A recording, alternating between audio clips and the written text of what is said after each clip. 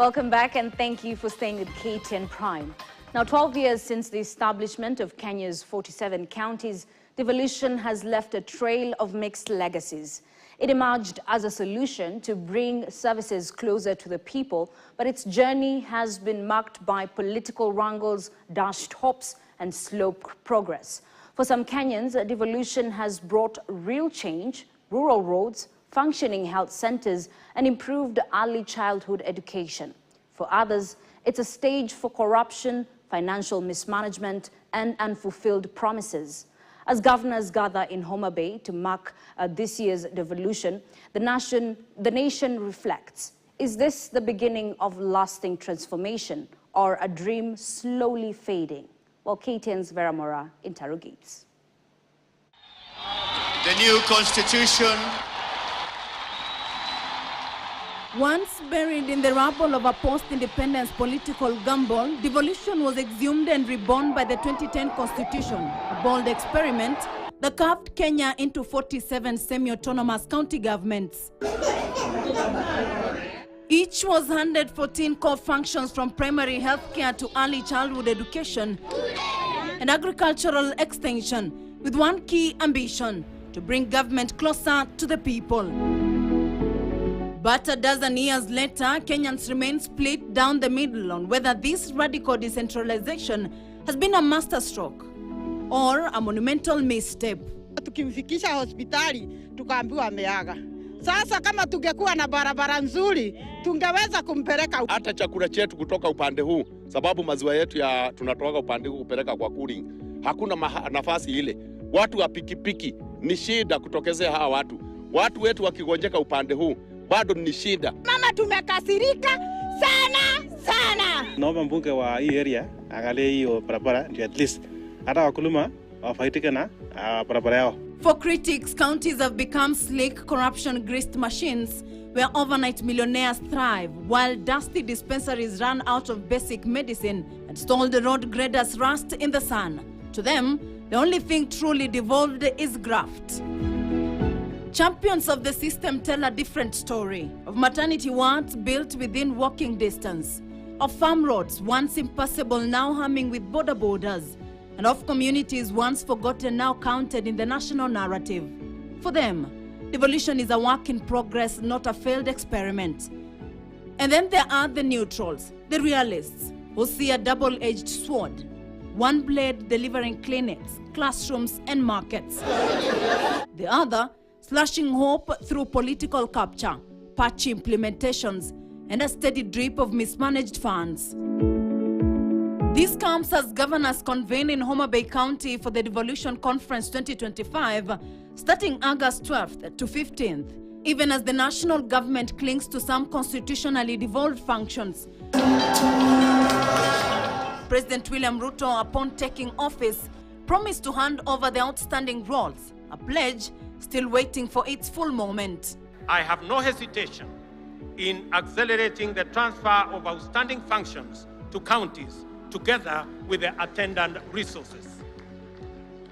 To promote budget efficiency and minimize disruptions and delays in devolved service delivery, my administration commits to take necessary measures to secure the timely disbursement of revenues allocated to county governments. Meanwhile, county governments continue to gasp under delayed disbursements, with national government accused of undermining their autonomy by starving them of resources.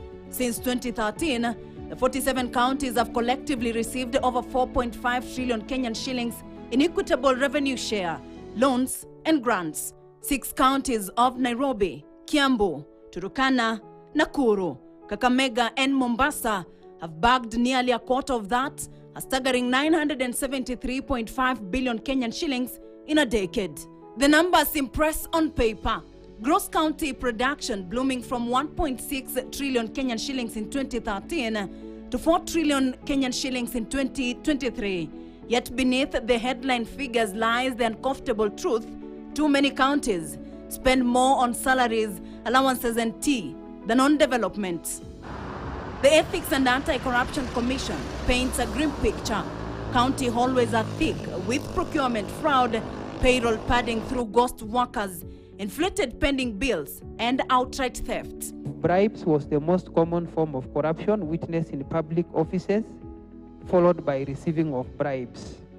Favoritism, abuse of office, tribalism, nepotism, and embezzlement of public funds.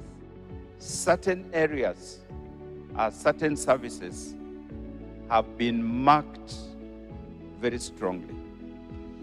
Employment and the seeking of employment. People are ready to pay a lot of money. At least 4 former governors, some alongside their children, are in court over multi-billion shillings graft case, and assets worth billions have been frozen. According to the Ethics and Anti-Corruption Commission, the most prevalent malpractice in counties include embezzlement of public funds, conflict of interest, procurement fraud, payroll fraud through ghost workers, fraudulent pending bills, and blatant disregard of law relating to prudent management of public affairs. A fresh EACC survey released on August 5th, 2025 confirms that many Kenyans already suspect that in counties such as Uasin Gishu, Baringo, Elgeyo Marakwet, Marsabit, Embu, Homa Bay, Bomet, Kakamega, Tana River, Kiambu, Meru, Nyamira, and Wajir, a bribe is often the price of service. During the period under review between fiscal year ending June 2014 and 2024, the counties generated 403.4 billion Kenyan shillings from their own source of revenue. And yet, there are undeniable wins. Speaking during the 11th State of Devolution address, the Council of Governors Chairperson Ahmed Abdullahi pointed to improved healthcare access, expanded pre-primary education, digitized land records, better road connectivity, and growing infrastructure. One of the legacies you can leave as a treasury is to actually create a directorate for devolution or a directorate for dealing with county finance matters. One of the most glaring issues of the growing backlog of pending bills, which stood at 172.5 billion Kenyan shillings as of March 31st, 2025, attributing the problem to delays in the disbursement of funds to counties by the National Treasury, which has contributed to the growing public impatience with service delivery and accountability by county governments. We must now look at each other in the eye and we tell each other the truth. Let us sit down and ask ourselves, which are these functions that are still held at the national government level? We should go to the county, and how much do they cost? Despite the persistent challenges, the COG boss highlighted gains made in the 12 years of devolution, including drop in neonatal mortality, counties advancing their health digitization agenda, strengthening autonomy in public health facilities, enabling them to plan and manage their resources more effectively, with public facilities generating 16.9 billion in revenue in the just concluded fiscal year. In the education sector, the enrollment of pre-primary education across Kenya increased by 3.8%, which is 2.9 learners, with boys accounting for 1.49 and girls 1.45, with the rise linked to enhanced support and investment from counties. Teachers' recruitment also improved, with 78,000 teachers employed by county governments, up from 50,000. The devolved unit collectively allocated over 9.2 billion to education, with about 6.8 billion directed specifically to pre-primary education, averaging 3,240 per annum. In the transport infrastructure and energy sector, counties oversee 182,000 kilometers of the national road network, most of which consist of earth and gravel roads, with only 4% tarmacked. In the fiscal year 2024-2025, counties tarmacked 298 kilometers of road, constructed 4,800 kilometers of carbon roads, gravelled nearly 12 kilometers, and added 1,900 kilometers of non-motorist transport pavements. Counties also built 17 bus parks and over 16,000 border sheds. In the lands, housing and urban development sector, counties have made progress in digitizing land records and processes, with Makueni, Homa Bay, Kitui, Narok and Machakos adopting the County Land Information Management System. In the agriculture sector, counties have significantly scaled farmer training and extension services, with over 102,000 farmers trained and advisory coverage extension of over 6.5 million farmers, reflecting strong county-level commitment to boosting agricultural capacity and resilience.